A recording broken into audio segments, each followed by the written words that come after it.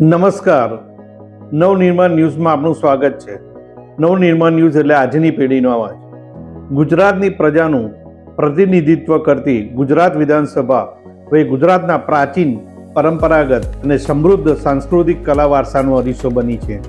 આગામી 16 ફેબ્રુઆરીથી શરૂ થઈ રહેલ બજેટ સત્ર પહેલા ગુજરાત વિધાનસભા સંકુલ રાજ્યની પરંપરાગત તથા સાંસ્કૃતિક કલા કારીગરી રંગે રંગાઈ ગયું છે.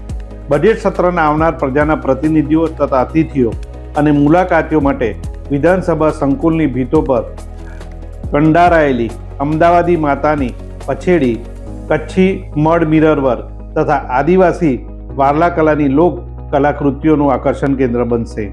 વડાપ્રધાન નરેન્દ્ર મોદીના વિરાસત ભી વિઝનને સાકાર કરવામાં અગ્રેસર મુખ્યમંત્રી ભૂપેન્દ્ર પટેલની સરકાર દ્વારા રાજ્યની પરંપરાગત કલા કારીગરીને પ્રજાના પ્રતિબિંબ સમાન વિધાનસભા સંકુલમાં સ્થાન આપી એક નવતર પગલું ભરવામાં આવ્યું છે.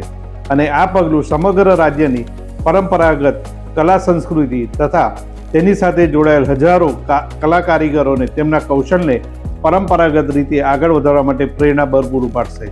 મુખ્યમંત્રી ભૂપેન્દ્ર પટેલના નેતૃત્વ હેઠળ રાજ્યમાં હસ્તકળા અને હાથકળા કલા કારીગરીને સતત પ્રોત્સાહન મળતું રહ્યું છે અને એ જ દિશામાં આગળ વધતા વિધાનસભા સંકુલને ગુજરાતના સમૃદ્ધ કલા વારસાથી રંગવામાં આવ્યું છે.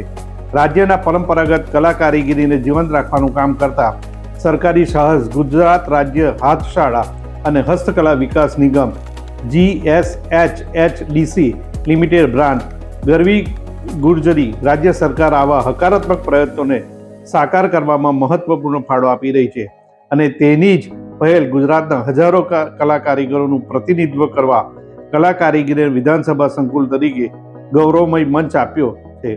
તેના પગલે ગાંધીનગર સ્થિત ગુજરાત વિધાનસભા સંકુલ માત્ર શાસનનું કેન્દ્ર નથી રહ્યું, પરંતુ રાજ્યની સમૃદ્ધ સાંસ્કૃતિક પરંપરાનો જીવંત અરીસો બની રહ્યું છે.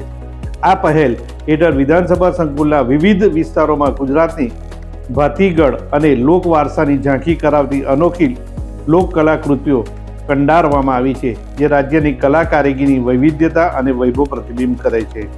નમસ્કાર.